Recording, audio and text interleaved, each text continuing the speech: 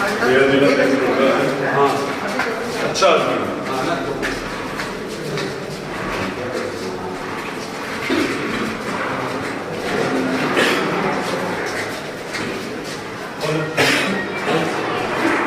रामेश्वर जी मेरे दादू साहब 1967 में जनसंख्या थे उनके इतने खास परिवार में आने का आदमी पहली बच्चे कैसे आए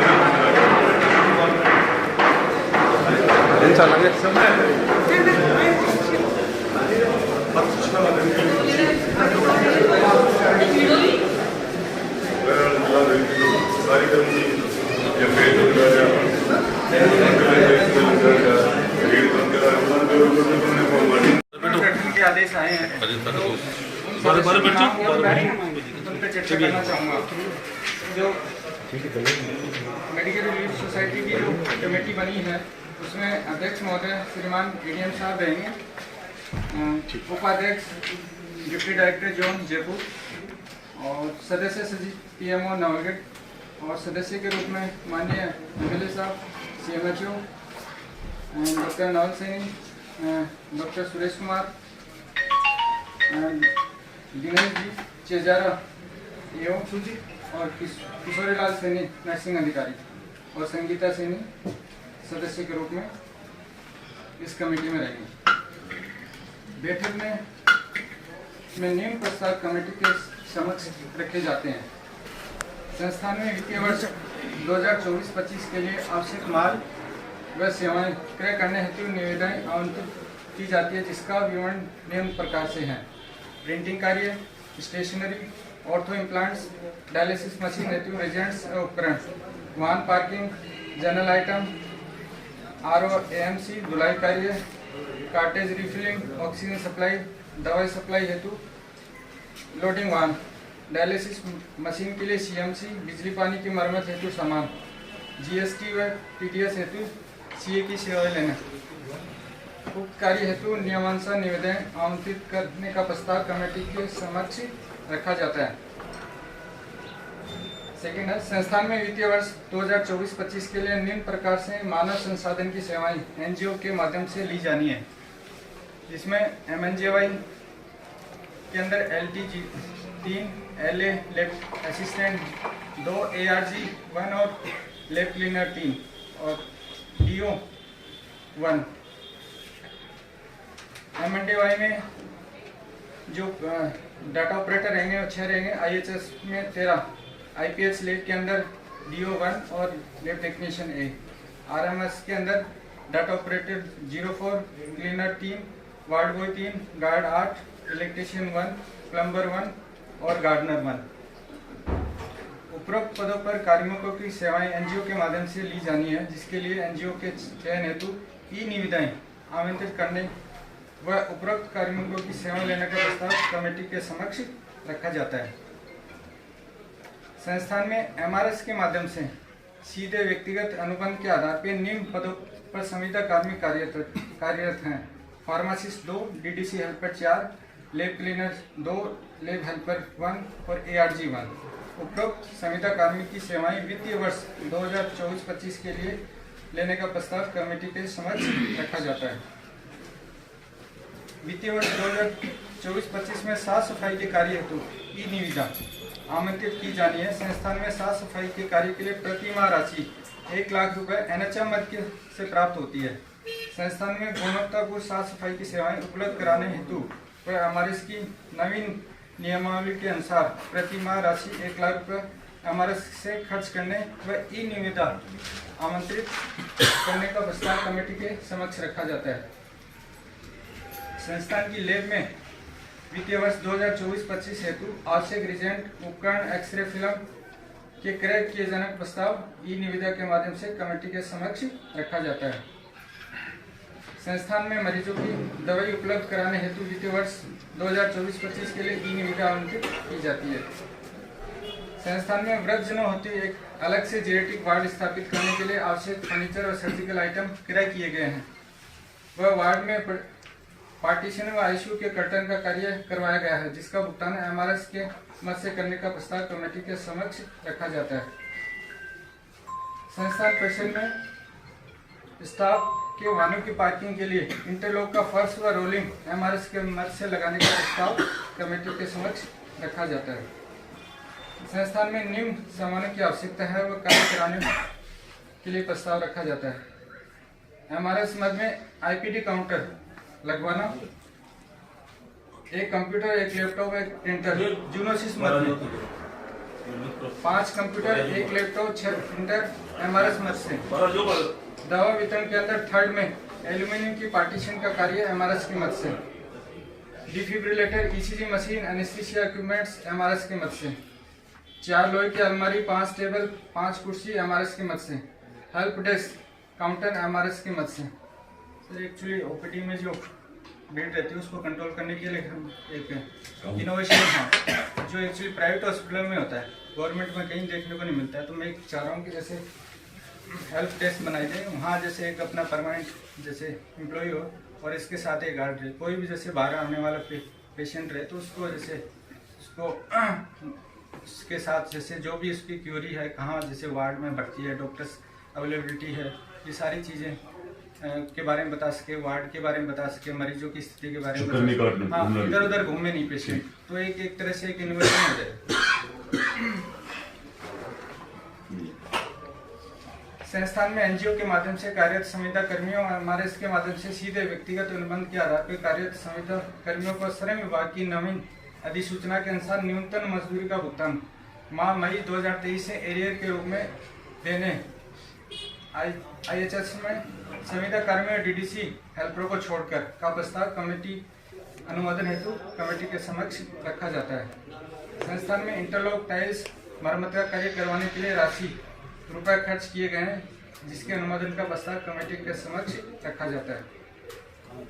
संस्थान में एमआरएस का खाता वर्तमान में एसबीआई नवलगढ़ में है संचालित है, जिसके संचालन में कई प्रकार की समस्याएं जैसे एक चेक से विभिन्न खातों में निफ्ट नहीं करना, स्टेटमेंट समय पर उपलब्ध नहीं कराना, बैंक चार्जेस काटना जैसी समस्याओं के आने पर उक्त खाते को किसी प्रकार अन्य राष्ट्रीय बैंक में खुलवाने का प्रस्ताव कमेटी के समक्ष रखा गया है। संस्थान में कार्मिकों की संख्या अधिक होने के कारण कार्यालय हेतु एक अलग से बायोमेट्रिक मशीन एमआरएस की मदद से कराने का प्रस्ताव कमेटी के समक्ष रखा जाता है।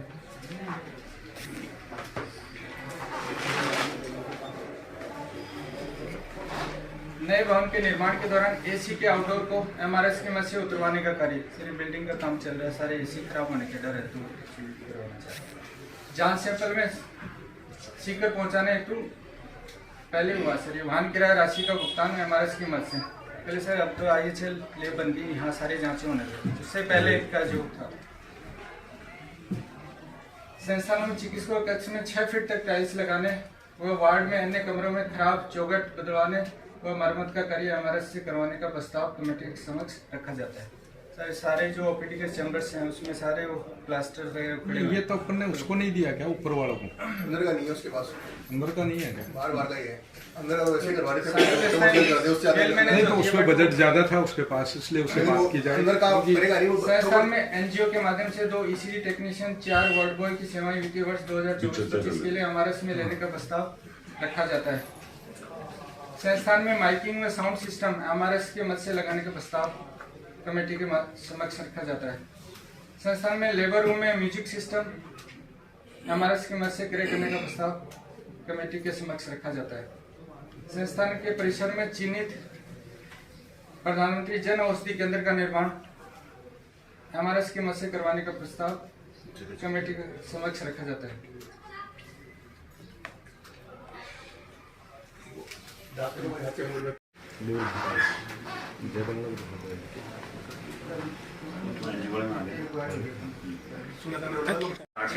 सेंट्रल गवर्नमेंट का है उसमें 30,000 रुपये सर कैमरे का जैसे अपने किसी फर्म को देगा उसकी जैसे फिक्स करेगी रेट है, उस रेट पे अपन कभी परचेज कर सकते हैं उसको। लेकिन इसमें हाँ और अगर रिक्वायर्ड है तो अपन और लिख लेंगे। सुरक्षा ही प्रदान करेगा, चाहे वो कमरे के अंदर हो चाहे बाहर हो, कोई किसी भी प्रकार के पेशेंट के साथ कोई एरा गेरा व्यक्ति कोई जेब के टच को मतलब वो तो मदद करेगा। संस्थान में जेनेटिक वार्ड और फिजियोथेरेपी हेतु आवश्यक फिजियोथेरेपी उपकरण क्रय करने का प्रस्ताव कमेटी के समक्ष रखा जाता है।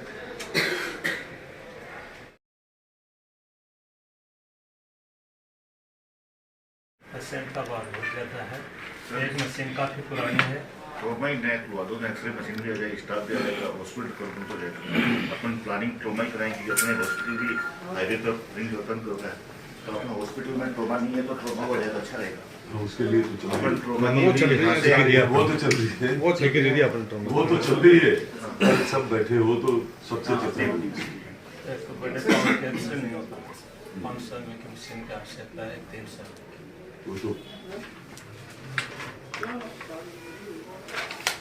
अटेंडेंट रहते हैं, तो एक ऐसा सिस्टम जैसे डेवलप किया जाए कि जैसे उसको भर्ती होता है उसको पेशेंट अटेंडेंट काट दिया जाए, तो वो जैसे उसको चार्ज एक्स्ट्रा नहीं रखते, जैसे 10 रुपये। ना चार्ज तो रखने वाला व्यक्ति खुद ही कर चार सौ नहीं सकते। हाँ, चार्ज की कोई बात नहीं होगी। हाँ कार्ड जमा हो जाता है, ठीक है ना। मैं सर ये जो अपना चार्जिंग के लिए और एक बेड बढ़ाने के लिए 50 से 100, अब देखो बिल्डिंग का एक नर्सिंग कॉलेज के लिए, एक सिटी स्कैन है MRI के लिए। भाई डिस्ट्रिक्ट हॉस्पिटल है, जो नर्सिंग कॉलेज होगी तो उससे क्या वो स्टूडेंट होंगे, वो सीख भी लेंगे और यहाँ भी काम में काफ़ी हेल्प। काम हाँ हेल्प हो जाएगी। ये 4-5 काम अपन ने लिख के दे रखे हैं। लग रहा है मुझे कि सरकार की जो मंशा होती है उस पर विचार करके काम जरूर करेंगे।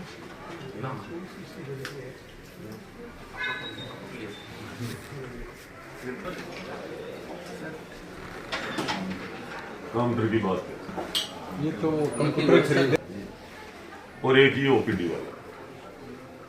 ये अलग होना चाहिए। एक तो अपन ऊपर कर ही रहे हैं ना, 500 सब्सक्रिप्शन बिल्डिंग यहाँ ऊपर हो जाएगी। जैसे ओपीडी चैम्बर्स हैं सर, यहाँ पे ENT का है, जैसे ऑर्थो का है, डेंटल का है। 700 की OPD है। यहाँ 500 से OPD ये सारे आधे भी कैसे आते ही ऐसा नहीं लगना चाहिए प्रेशर है या क्या है। आईपीडी का अलग काउंटर बनाना है। पहले सर दवाई वाला सर अंदर था, आईपीडी का भी सर जो सर IPD का हमने सर्च कर लिया, वो OPD दो जगह हो जाएगी, चिरंजीवी के पास अलग हो जाएगी, नीचे अलग हो तो। आप किसी भी हॉस्पिटल में जाते हो, है ना, कई बार अपना दिमाग जाते ही काम करता है ना कि यार यहाँ रिलीफ मिलेगी, यहाँ कुछ सुकून मिलेगा, है ना, वैसा होना चाहिए। मुझे तो अच्छा नहीं लगा, ठीक है। पेशेंट को क्या लगता है, पेशेंट के साथ वालों को क्या लगता है। हाँ बड़े हो जावे अंदर बैठना, नोट कर लेना, ये मैं फिर लिख लो। फिर वो लोगों को प्राइवेट हॉस्पिटल सजेस्ट करते हैं हाँ, के लिए। प्राइवेट हॉस्पिटल सजेस्ट कर रहे हैं, उससे ले नहीं जा रहे हो। थोड़ा खुला करके उनको बुला करके मैंने वो सबके ड्यूटी चार्ट बना दिए हैं, सबको बुला लो और एकदम स्टिक कर दो। सुनने वाले ही नहीं बोले, आपको मैं बता देता हूँ, मैं नहीं सुनूंगा। काम करो। मेडिकल रिलीफ सोसाइटी की मीटिंग आयोजित करी गई थी, उसमें माननीय विधायक महोदय, ADM साहब और लोकल जनप्रतिनिधि शामिल थे और पूरे स्टाफ में डॉक्टर्स व नर्सिंग स्टाफ के प्रभारी शामिल हैं। क्या क्या मुद्दों पर है वो आज वार्तालाप? एक्चुअली माननीय विधायक महोदय ने हॉस्पिटल का पूरा निरीक्षण किया है, उसमें जो उन्होंने खामियां बताई है मैं उसके बारे में बताना चाह रहा हूँ। तो OPD काउंटर्स में जैसे भीड़ अक्सर देखने को मिलती है, तो उन्होंने जैसे सुझाव दिए हैं कि इनकी जो OPD काउंटर्स में जो मरीजों की लाइन लगती है वो देखने को नहीं मिले, इसकी व्यवस्था सुनिश्चित करी जाए। तो हम इसके लिए कोई अलग से स्पेस आइडेंटिफाई कर रहे हैं या काउंटर बढ़ाने के लिए उसमें अमल करेंगे, तो आने वाले दिनों में समस्या सॉर्ट आउट हो जाएगी। आए दिन से चोरियां होती हैं, उनके समाधान के लिए क्या चर्चा? चोरियाँ वैसे तो हॉस्पिटल में CCTV कैमरे कवर्ड हैं, बट कुछ जगह जैसे जहाँ कुछ आइडेंटिफाई पॉकेट्स हैं उसके अंदर हम जैसे गार्ड की व्यवस्था, गार्ड लगा के और CCTV जैसे जहाँ नहीं है वहाँ लगा के व्यवस्था सुनिश्चित करेंगे। इसके साथ ही मैं हॉस्पिटल में आने वाले मरीजों से भी आग्रह करूँगा कि वो इतनी धनराशि नहीं लेके आए कि जैसे आर्थिक लॉस होए। यहाँ गवर्नमेंट की तरफ से सारी व्यवस्थाएं फ्री में निःशुल्क होती हैं, तो कुछ अगर 100-200 रुपये या 500 तक भी हो तो इतना लॉस नहीं हो। इस तरह से कि आम नागरिक को भी एक सावधान और सचेत रहना चाहिए। सर जिला अस्पताल है, फिर पुलिस चौकी के लिए बिल्कुल ये राज्य सरकार को भी अवगत करा दिया, माननीय विधायक महोदय के प्रश्न ज्ञान में है ये चीज़ें, और ये राज्य सरकार से व्यवस्था होती है, यहाँ पे पुलिस चौकी की व्यवस्था हो जाएगी। डाटा एंट्री ऑपरेटर खूब मात्रा में, फिर भी पर्चे काउंटर पर काफ़ी भीड़ रहती है सर। डाटा काउंटर्स अवेलेबल हैं, बट जो कंप्यूटर सिस्टम है वो अभी जो लगे हुए हैं 3 OPD में वर्किंग है, और उसके लिए हमने प्रस्ताव भी लिए हैं कि कंप्यूटर की परचेजिंग करके और अलग जगह से सेटअप करके OPD काउंटर्स बनाने से समस्या सॉल्व होगी। सोनोलॉजिस्ट मशीन है, फिर भी मजबूरन लोगों को बाहर से सोनोग्राफी करानी पड़ती है सर। ये सोनोलॉजिस्ट मशीन है, बट यहाँ पोस्ट है डिस्ट्रिक्ट हॉस्पिटल रेडियोलॉजिस्ट की, वो पोस्ट वैकेंट चल रही है। आने वाले दिनों में MLA साहब ने भी कहा है और हमने राज्य सरकार को भी इस अंदर में लिखा है, तो जैसे ही पोस्टेड हो जाएगी तो ये अंदर से सोनोग्राफी होने लग जाएगी।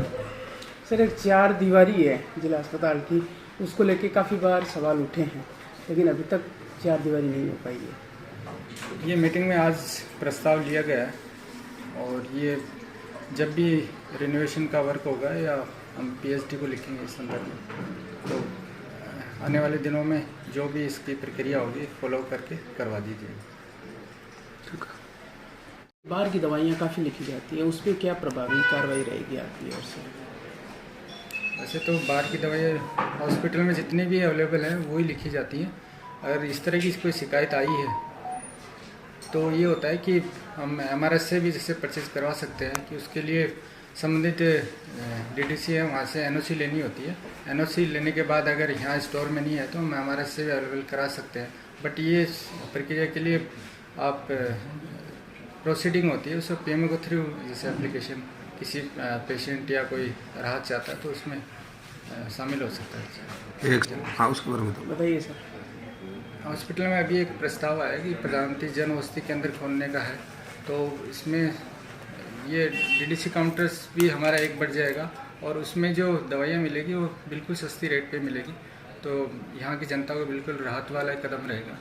तो इसके लिए हमने जगह जैसे इसको जगह हॉस्पिटल के अंदर प्रोवाइड करानी है, उसका इंफ्रास्ट्रक्चर या उसका हम ही बना के देना, तो ये व्यवस्था अभी आने वाले समय में हम सुदृढ़ कर देंगे। सर एक हेल्प डेस्क का भी आज ये उठा, तो हेल्प डेस्क से मेरे हिसाब से बाहर से आने वाले रोगियों को काफ़ी सहायता मिलेगी, तो कब तक है हेल्प डेस्क प्रारंभ? हेल्प डेस्क का आज प्रस्ताव लिया है, और हमने ये आने वाले 5-10 दिन के अंदर ये हेल्प डेस्क काउंटर इस्टेब्लिश कर देंगे। उसमें हेल्प डेस्क के अंदर एक जैसे हॉस्पिटल का परमानेंट एम्प्लॉई होगा और एक गार्ड रहेगा उसमें, तो आने वाला पेशेंट किसी तरह का जैसे होता है तो हॉस्पिटल की सारी डॉक्टर्स के बारे में, वार्ड्स के बारे में सारी जानकारियाँ, एक्सरे लैब विभागों की सारी जानकारियाँ एक ही जगह आपको उपलब्ध हो जाएगी, तो पेशेंट और अटेंडेंट इधर उधर नहीं भटकेंगे, तो एक उनका समय भी बचेगा। एक बार